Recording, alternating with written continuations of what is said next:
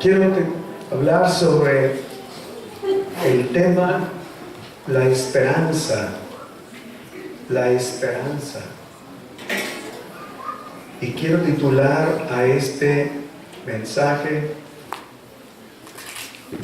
Los centinelas del Mesías. Los centinelas del Mesías. Hermanos, amigos, inspirados en este suceso, en esta historia que acabamos de leer, que tiene que ver con la venida del Mesías, Jesús, su nacimiento, y también esa actitud de esperanza por parte de los que estaban aguardando la aparición del Mesías. Por ejemplo, Simeón, Ana y otros más que no están sus nombres. Este relato del Evangelio nos mueva a reflexionar, a nosotros nos provoque a pensar en cuál es nuestra actitud ante la triste realidad de nuestro mundo hoy y también sobre la próxima venida de Cristo, que sería la segunda venida de Cristo. Quiero primeramente llevarlos a observar aquí que esta historia nos presenta, hermanos amados, un cuadro que para nosotros es un cuadro muy especial, porque parece que el sonido se oye un poco viciado, ¿verdad? Sí. Esta historia nos presenta en primer lugar al niño Jesús en el templo. Gracias. Nos presenta al niño Jesús en el templo. Primero, recordemos que Jesús nace en Belén de Judá. Por no haber lugar en los mesones para alojarse, María da a luz, se ve obligada a dar a luz al Mesías en un pesebre, en un corral afuera, en las afueras de Belén. De la ciudad de Belén, donde Jesús nació, no nace propiamente Cristo en Belén, sino nació en las afueras, en la periferia. En esa localidad se caracteriza porque hay cuevas naturales que se formaron en el paso de los siglos. Allí nos ha tocado estar en las cuevas, en las afueras de Belén, donde nació el Señor. Se cree que Jesús nació en una de esas cuevas donde los pastores allí tenían a los animales, allí los guardaban, allí los alimentaban. Entonces José, al no encontrar un lugar en el mesón donde atender a María en esa hora de parto, de alumbramiento, José no le queda otra opción más de que ir a buscar alojamiento ahí entre los animales en esa área. Y se cree que fue uno de esos lugares naturales, una cueva, grutas en la tierra, y allí se alojó, allí estuvo, y nació y fue colocado el niño en un pesebre que no tiene nada que ver con una cuna. Pesebre no es sino la caja de madera o de piedra donde se le echa zacate a los animales para que coman. Entonces el niño Jesús allí fue acostado en el pesebre. Entonces, después del nacimiento del Mesías, se dan los eventos siguientes, ¿verdad? Una vez que el niño nació allí en ese lugar, en las afueras de Belén, entre los animales, ahí en los corrales, no se quedó ahí José y María. Tenemos que saber que José, una vez que pudo, trasladó a María y tuvo que haberla llevado a un lugar. Entonces llegaron los magos o los pastores vienen los pastores, visitan a María y José, al niño Jesús, y como les habían dicho los ángeles, hallaréis al niño envuelto en pañales. Entonces van los pastores y encuentran al niño y ahí verifican la noticia de los ángeles. Luego enseguida viene la circuncisión del niño Jesús 8 días después de nacido, conforme al rito de la ley mosaica. 8 días después que nacían los niños se debían circuncidar en el templo en Jerusalén. Ahí se les daba el nombre, el papá, la mamá, en ese acto de la circuncisión, se le decía al sacerdote cuál iba a ser el nombre que iba a llevar el niño. Luego la ceremonia de purificación de la madre María, 40 días después del parto, porque la ley la consideraba ritualmente impura después del parto a la mujer. La ceremonia de purificación consistía en ofrecer un cordero como holocausto, o en el caso de los más pobres, como era el caso de José y María, eran muy pobres, una ofrenda, un par de tórtolas o 2 palomitas. Esa era la ofrenda de los pobres. Y José y María dieron esa ofrenda porque eran muy pobres cuando fue el acto de purificación de María, 40 días. En la ofrenda de José y María podemos darnos cuenta de cuál era su estado social. José era carpintero, era una pareja de un pueblo que ni siquiera aparecía en el mapa en el tiempo antiguo, me refiero a Nazaret. Nazaret ni siquiera, fíjense, aparecía en el mapa, era una villa polvorienta, muy pobre, pero sin embargo allí puso Dios sus ojos para buscar a una mujer llamada María. Luego también, después de la circuncisión del niño y después de la purificación de María 40 días después, entonces viene la aparición, la presentación de los sabios o los magos que vinieron del oriente. El relato no hace mucha distinción, el relato del Evangelio, pero los magos no llegaron al lugar donde llegaron los pastores. Fueron otros tiempos, pero en el lapso de unos meses llegaron los sabios, los magos del oriente, ¿verdad? Y encontraron al niño con María, su madre, en la casa, dice el Evangelio, ya no está en el pesebre. Entonces le ofrecieron incienso, oro, incienso y mirra. Le adoraron, llegaron buscando con Herodes al rey de los judíos, que ha nacido. Sí, ha nacido, ya nació, pero venimos a adorarle. Y quiero decirles que ese momento que sorprendió a Herodes, dice el Evangelio, que no solo Herodes, sino también toda la ciudad de Jerusalén fue sorprendida, juntamente con los sabios a quienes consultó Herodes el rey, cuando supo del nacimiento del rey de los judíos, que era el Mesías, que era Jesús, el niño, ¿verdad? Herodes estaba totalmente, él ignoraba por completo. Los sabios sí sabían cuando Herodes les pregunta, ¿dónde dice, o qué dicen los profetas del Antiguo Testamento de Israel sobre un Mesías, el rey de los judíos? Oh, sí, dijeron a Herodes. Sí, claro, los profetas hablaron del Mesías que ha de venir. Mas, sin embargo, sabían, pero no estaban esperándolo. ¿Sí? Y en tercer lugar, la ciudad de Jerusalén, los habitantes de Jerusalén, ellos estaban conmocionados. Dice la Biblia que tanto el rey Herodes como Jerusalén, la ciudad, los habitantes fueron conmocionados por la noticia de ese rey que ha nacido. Pero Jerusalén, la ciudad, la población, ni siquiera lo están esperando. Entonces, cuando nosotros vemos, en primer lugar, este momento histórico en la venida, la aparición del Mesías, Jesús, el mundo está ajeno, está ignorante. El mundo no está preparado, no está enterado. Pero hay dos personas que sí estaban preparadas.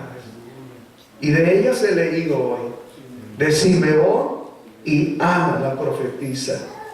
Estos dos, y sabemos que eran más, porque Ana en su oración, ella dice, dice que ella empezó a hablar del niño, y hablaba del niño Jesús. Fíjense lo que dice enseguida: a todos los que esperaban la salvación en Jerusalén. Es decir, había gente como Simeón y Ana que sí aguardaban, sí tenían esa esperanza, que no se habían olvidado de la escritura de los profetas de antaño, del Antiguo Testamento. Ellos sí estaban esperando. Miren, hermanos, y esto en primer lugar, a nosotros, ¿qué nos dice a nosotros hoy que estamos celebrando Navidad, o vamos a celebrar Navidad mañana, pasado? Hoy nosotros vivimos en un mundo, el clima espiritual, el clima religioso del mundo no es más que un clima religioso, de colores, de árboles, de luces, y no pasa eso. Esa es una pantalla. Pero pasados los primeros días de enero, se va a quitar todo. Se quitan las luces, se tiran los árboles. Yo ya tengo años mirando en el Parque del Ala, donde voy a caminar todos los días. Es más, ya ahorita si van, ya hay un área que ya cercaron, donde dice: esta área es exclusiva para los árboles, porque van a llegar cientos de árboles en los primeros días de enero. Todos los árboles se van a tirar. Lo segundo, que hay mucha gente en el mundo de hoy que ignora, no sabe que Cristo vino. Y si sabe que vino, pues ¿en qué me afecta o en qué me beneficia? Menos saber que Cristo Jesús vaya a regresar otra vez. La gente vive desconectada de eso. Igual que en los días cuando el Señor en su primera venida apareció. El mundo de su tiempo estaba ajeno. El mundo político, Herodes y toda su corte estaban totalmente desconectados. Pero miren, así como hubo unos magos sabios que vinieron 1500 kilómetros desde lo que hoy sería Irán, Persia, hasta el viaje hasta Jerusalén, así como hubo una estrella en el oriente, dijeron: hemos visto y este rey ha nacido. Y así como vinieron los pastores de las afueras de los campos de Belén para constatar, verificar que ese niño, el Mesías, había venido.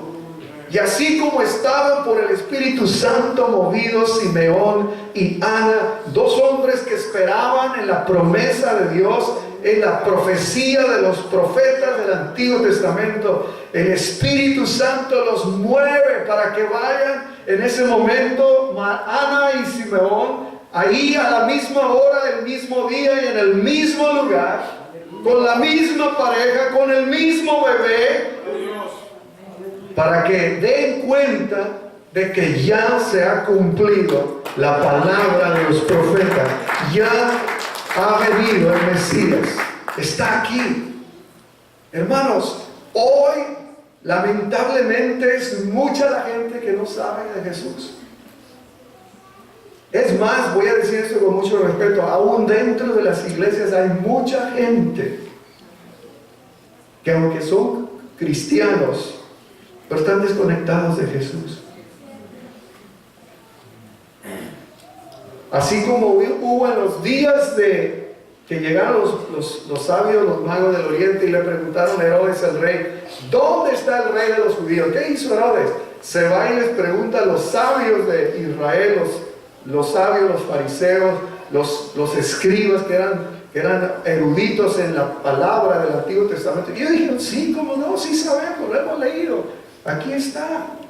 ¿Pero de qué te sirve saber cuando tú no crees en algo? No estás aguardando, no tienes esa esperanza, es decir, no tienes fe en lo que dice Dios en su palabra. No lo crees, no lo esperas. Hoy en día, también, hermanos, el clima, el ambiente que vivimos en el mundo de hoy es un mundo efectivamente en crisis. Un mundo que vive desconectado de esa realidad, la esperanza. Yo predicaba el domingo sobre el Evangelio. El Evangelio son buenas noticias. El Evangelio comunica esperanza. El Evangelio es un mensaje a la humanidad, es un mensaje de esperanza, es un mensaje de amor, es el mensaje de Dios. El Evangelio no es nadie más sino que Jesucristo, Cristo el Señor. Os ha nacido hoy en la ciudad de David un Salvador, Cristo el Señor. Fíjese, esto tan importante. Ahora, en segundo lugar, la actitud de Simeón y Ana. Ellos como centinelas. Centinela es un vigilante. Uno que está vigilando, aguardando, esperando. Sí. Estos dos, Simeón y Ana, no sabemos mucho, por cierto. La Biblia no abunda sobre la historia de ellos dos. Pero dice aquí en el verso 25: he aquí había en Jerusalén un hombre llamado Simeón. Y este hombre, justo y piadoso, esperaba la consolación de Israel. Simeón era un hombre que vivía de una manera agradable al Señor. Esto quiere decir justo, piadoso, pero además tenía una esperanza. Él estaba esperando la aparición del Mesías, la consolación de Israel. Y otra cosa muy importante, Simeón tenía el Espíritu Santo. Aquí dice 3 veces que el Espíritu Santo estaba sobre él. Dice que el Espíritu Santo también le había revelado a Simeón que él no iba a morir. Quizá él se lo pedía muchas veces. Me atrevo a pensar que Simeón oraba, y en su oración, una de sus súplicas era que por favor le permitiera, antes de que él muriera, ver al Mesías, verlo. Porque aquí dice el verso 26, le había sido revelado por el Espíritu Santo que no vería la muerte antes que viese al ungido. Con U mayúscula, ungido es en referencia al Mesías, Cristo. Hermanos amados, y luego dice que apareció en la misma hora, apareció esta mujer. Estaba ahí, verso 36 también, allí Ana, profetiza. Y esta mujer también dice que ella, presentándose en la misma hora, daba gracias a Dios y hablaba del niño Jesús. Quiero decirles, ¿quiénes son los que ven al Mesías? Los que son como Simeón y Ana, los que tienen el mismo espíritu de Simeón y Ana, los que tienen la misma expectativa de Simeón y Ana, son los que pueden darse cuenta, tener la experiencia de la presencia del Mesías, el Cristo, en medio de ellos. Simeón y Ana representan, amados hermanos, una generación de hombres y mujeres que son los que están aguardando la presencia, la venida del Cristo. Simeón y Ana. Yo quiero ser como Simeón. Yo quiero ser como Ana. No quiero ser como Herodes. No quiero ser como los sabios judíos que saben, que tienen conocimiento, pero no están aguardando el Mesías. Ellos ni siquiera fueron a buscar al Mesías. Yo quiero ser como los sabios que vienen del oriente, que ven las señales de Dios en los cielos, que saben entender e interpretar las señales. Quiero ser como los pastores que son sensibles al mensaje de los ángeles. Quiero ser como Simeón y Ana, que son sensibles al Espíritu Santo y los mueven a ir hasta la presencia del Mesías. En primer lugar, los hombres que esperan, que aguardan la venida de Dios, la llegada del Mesías. Hoy para nosotros sería la segunda venida de Cristo, porque el Señor ya vino la primera vez, y ahora la segunda venida del Señor. Los hombres y mujeres que aguardamos la venida del Mesías, debemos ser como Simeón y Ana. Estos hombres, en primer lugar, su carácter, su vida, ellos, hermanos, expresan que tienen una esperanza. ¿De dónde toman esa esperanza? Miren, Simeón y Ana es muy seguro que ellos leían el Antiguo Testamento. Leí yo la primera epístola de Pedro, capítulo 1, verso 10. Los profetas de antaño, dice Pedro, que profetizaron de la gracia, diligentemente indagaron y buscaron en qué persona y en qué tiempo el Espíritu de Cristo que estaba en ellos indicaba. ¿Por qué Pedro dice eso? ¿Por qué Pedro habla de eso? Yo estaba leyendo, estaba investigando sobre eso y descubrí algo muy interesante, que Pedro es un apóstol, un escritor, que dice uno de las fuentes que estudié, que el apóstol Pedro le gustaba leer los profetas. Pedro le gustaba leer los profetas del Antiguo Testamento, porque en sus sermones del libro de los Hechos saca luz los profetas. Y porque en su primera y en su segunda carta que escribe Pedro, habla mucho de los profetas, incluso de los falsos profetas. Pero esto indica que Pedro, como apóstol, era un lector de los profetas del Antiguo Testamento. Pero lo mismo pasaba con Simeón. Simeón, si él tenía esa esperanza, ese conocimiento, hermanos, es porque Simeón leía el Antiguo Testamento. Los primeros cristianos, el siglo primero, no tenían la Biblia, no tenían el Nuevo Testamento. Circulaban los evangelios, la segunda mitad del siglo primero, los evangelios separados, escritos, copias. Pero lo primero que tuvo la iglesia cristiana en el siglo primero era el Antiguo Testamento. Cuando el apóstol Pablo escribe a Timoteo su segunda carta en el capítulo 3, verso 16, y le dice a Timoteo y que desde la niñez ha sabido las sagradas escrituras, Pablo se está refiriendo al Antiguo Testamento. Sí. Entonces, los cristianos del siglo primero leían el Antiguo Testamento, leían los profetas. Ellos de ahí tomaban su confianza, su fe, de ahí tomaban su esperanza. Hermanos amados, yo pregunto primero, ¿de dónde los cristianos de este siglo XXI vamos a tomar nuestra fe? ¿De dónde los cristianos de este siglo XXI vamos a tomar esperanza? ¿En qué o en quién? Si no es a través de la Escritura, de la palabra de Dios, de leer las promesas de Dios, que ahora a nosotros nos están diciendo que el Señor Jesucristo viene por segunda vez. Cristo viene por segunda vez. Ya vino la primera vez, pero el Señor viene otra vez. Cristo va a aparecer. Ahora no viene a nacer humilde en un pesebre. Ahora no viene para ser crucificado, para ser humillado. Ahora viene como Rey de Reyes, Señor de Señores, para juzgar al mundo. Pero puede repetirse la historia.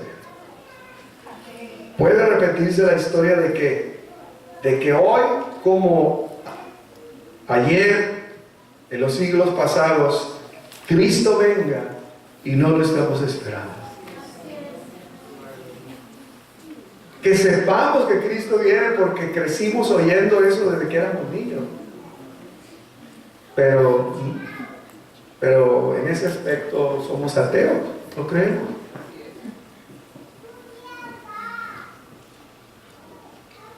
La única manera, bíblicamente, como vamos a poder estar en contacto sobre ese suceso, evento sobrenatural que sería la segunda venida de Cristo, de acuerdo al ejemplo, al modelo de Simeón y Ana, es que también el mismo Espíritu de Dios que estuvo en ellos esté en nosotros. El mismo Espíritu de Dios que estaba sobre Simeón y que le reveló a Simeón y que movió a Simeón para ir a Jerusalén y no equivocarse al llegar con esa pareja, José y María, con ese bebé, porque había muchos bebés. Todos los días eran docenas de niños presentados, circuncidados. Todos los días en Jerusalén había docenas de niños circuncidados. Así de que bien se podían equivocar. Pero el Espíritu de Dios los guió con el niño que era el Hijo de Dios. El Hijo de Dios. Entonces lo primero que tenemos que hacer es tener esa certeza que viene de la palabra. Lo segundo, el Espíritu Santo que tuvo Simeón y Ana, tenemos que tenerlo también nosotros, porque el Espíritu del Señor es el que nos va, hermanos amados, a alertar, nos va a recordar, nos va a guiar a toda verdad, el Espíritu del Señor. Y en tercer lugar, el Espíritu del Señor, así como movió a Simeón y así también como movió en el verso 36 a Ana, la profetisa, hermanos, porque ellos oraban. Fíjense lo que hacía Ana. Ana, dice, era viuda y no se apartaba del templo, sirviendo de noche y de día con ayunos y oraciones. En tercer lugar, el Espíritu del Señor, tenemos que, hermanos, avivar, tener esa experiencia real, viva, latente, del Espíritu, de la fe, de la esperanza, a través de esta dinámica espiritual de la oración, a través de estos ejercicios espirituales del ayuno, la palabra de Dios que nos están alentando en espera del pronto aparecimiento del Hijo de Dios, Cristo el Señor. Ana, esta mujer, dice, servía al Señor con ayunos y oración. Es decir, ella estaba conectada continuamente. Dice que era una mujer que no se apartaba del templo sirviendo. Cuarto lugar, no se apartaba del templo sirviendo. ¿A quién? A Dios. Es muy peligroso cuando nos apartamos, cuando dejamos de servir a Dios. Peor cuando dejamos de orar, cuando dejamos de leer la Escritura, cuando dejamos, hermanos, de lado al Señor. Es muy peligroso porque empieza a morir en nosotros la fe, la esperanza, el amor. Por eso Ana y Simeón estaban latentes en espera, y cuando llegó el momento, el Espíritu Santo los guió. Fíjese lo que dice en el caso de Ana, y dice que ella llegó allí presentándose en la misma hora. Allí llega Ana, porque el mismo Espíritu de Dios que guió a Simeón la guió a ella. Eso va a ser Dios. Si el mismo Espíritu, dice Pablo, que levantó a Jesús de entre los muertos, habita en nosotros, dice que el mismo Espíritu de Cristo vivificará nuestros cuerpos mortales, nos va a resucitar, nos va a transformar. Sí, lo importante es tener el Espíritu de Dios que no se apague, que se avive en nosotros el Espíritu Santo, porque así como a Simeón y a Ana, el mismo Espíritu en la misma hora, en el mismo lugar, en la misma ocasión, los reunió ante el Mesías Jesús. Hermanos, cuando Cristo venga, no importa dónde estés tú trabajando, no importa si estás viajando, el mismo Espíritu de Cristo va a levantar al pueblo del Señor, a recibir al Señor en los aires. Dice Pablo, seremos levantados e iremos a recibir al Señor en las nubes. Ese es el próximo evento de la iglesia que nos espera, hermanos. Ahorita como están las cosas en el Medio Oriente, ¿se dan cuenta ustedes cómo está presionando el mundo? Lo que hizo el presidente Trump de haber dado su apoyo para que Jerusalén sea la capital reconocida, Jerusalén capital de Israel, política capital. Y se están dando cuenta cómo el mundo lo está presionando. Todas las Naciones Unidas dieron su voto, 120 y tantos votos, donde desaprueban lo que hizo Estados Unidos. Están presionándolo. Acaba de decir Estados Unidos que no va a ceder ante la presión del mundo. ¿Sí? Estamos mirando cómo la situación política, religiosa en el mundo hoy, hermanos, está por esa sola declaración, que es muy peligrosa, es muy delicada. Jerusalén, capital de Israel, tiene un valor, tiene una muy profundo significado en la historia. Y miren todo lo que ha generado, todos los brotes de violencia que ha habido. Se ha perdido la paz. Sí, hermanos amados, hoy nosotros somos testigos de un mundo en crisis, pero quiero decirles que el Rey de Reyes, el Señor de Señores, el Alfa y Omega, el principio y fin, el Mesías, el Señor, viene pronto. La Biblia dice: cuando digan paz y seguridad, entonces vendrá destrucción repentina. Vivimos en un mundo tan frágil. La paz, las condiciones que se dan en el presente son tan frágiles. No existe una verdadera paz en el mundo. Solo Cristo Jesús puede dar paz. Pero el hombre lo desconoce. El hombre no quiere reconocer a Dios.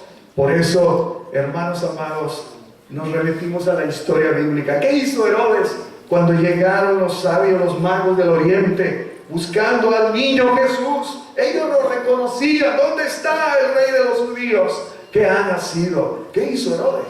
Mandó matar a todos los niños.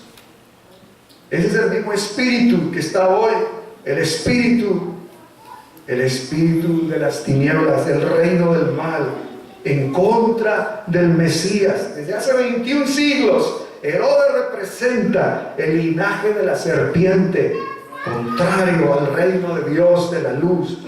Herodes dice: vayan, encuéntrenlo, y luego díganme dónde está para que yo vaya y lo adore. No era cierto.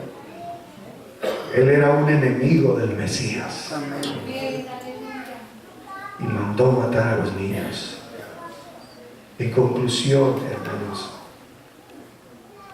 hoy como ayer, tenemos necesidad, 21 siglos después, de ver aquellos dos seres humanos, Simeón y Ana, que fueron los únicos afortunados de poder tener en sus brazos al niño Jesús, abrazarlo y oír a Simeón todo lo que miraba en ese niño, todo lo que él podía apreciar. Era un niño de meses. Miren cuánto sabía Simeón de ese niño. Le dijo a María, su madre: está puesto para caída y levantamiento de muchos. Este niño. Y hasta le habla de su muerte. 33 años después le dice: oh María, una espada va a traspasar tu mismo vientre. Simeón proféticamente está mirando el desenlace final de la historia de ese niño, que cuando ya tuviera 33 años iba a morir como murió crucificado. Todo lo que miró Simeón al tener en sus brazos a ese niño. Y luego escuchar lo que dice el Evangelio Lucas de Ana. Hablaba del niño Ana a todos los que esperaban la redención. Yo quiero decirte, hermano, amigo, yo deseo que tú y yo, como Simeón, abracemos, ya no al niño, abracemos al Señor. Dejemos que Él nos abrace. Abracémosle. Dejémosle que Él nos abrace. Aleluya. Y así como Ana también habló del niño, hoy tú y yo digamos, 21 siglos después, que ese niño, el Hijo de Dios, es el Salvador de toda la humanidad. Es Cristo el Señor, que murió en la cruz, que resucitó y viene por segunda vez a juzgar al mundo. Hoy tenemos esa posibilidad de acercarnos al Señor, de estrecharlo, de recibirlo, de tocarlo y decirle: Señor, yo quiero recibirte. Yo sí te abro mi corazón para que nazcas en mi corazón. Yo no voy a cerrarte mi corazón como en Belén se cerraron todos los espacios para ti. Yo te abro mi corazón. Aleluya. Esta noche. Sí, eso es lo que hoy tenemos que hacer. Porque, hermanos, amigos, Cristo ya vino. Amén. Y Él va a regresar. Amén. Aleluya. Pronto Cristo viene. ¿Cree usted esto? Amén. El Señor viene pronto. Si lo creemos, entonces vivamos en consecuencia. Si usted de veras cree, vivamos como Simeón. Miren cómo vivía Simeón. Dice que él vivía de una manera justa y piadosa, porque él esperaba, él creía que el Mesías venía pronto. Si usted cree que el Mesías viene pronto por segunda vez, viva en consecuencia. Porque si usted dice que cree que en Cristo y que viene, pero no vive como un hijo de Dios, usted está negando. Es lo que dice Pedro. Dicen creer en Dios, pero con sus hechos lo niegan. No, vivamos en consecuencia. Yo creo que Cristo viene. Yo tengo que vivir en esa esperanza, aguardando, viviendo, orando, diciéndole: Señor, prepárame, porque quiero ser parte de ese pueblo que vas a levantar cuando tú vengas. Amén. Póngase de pie.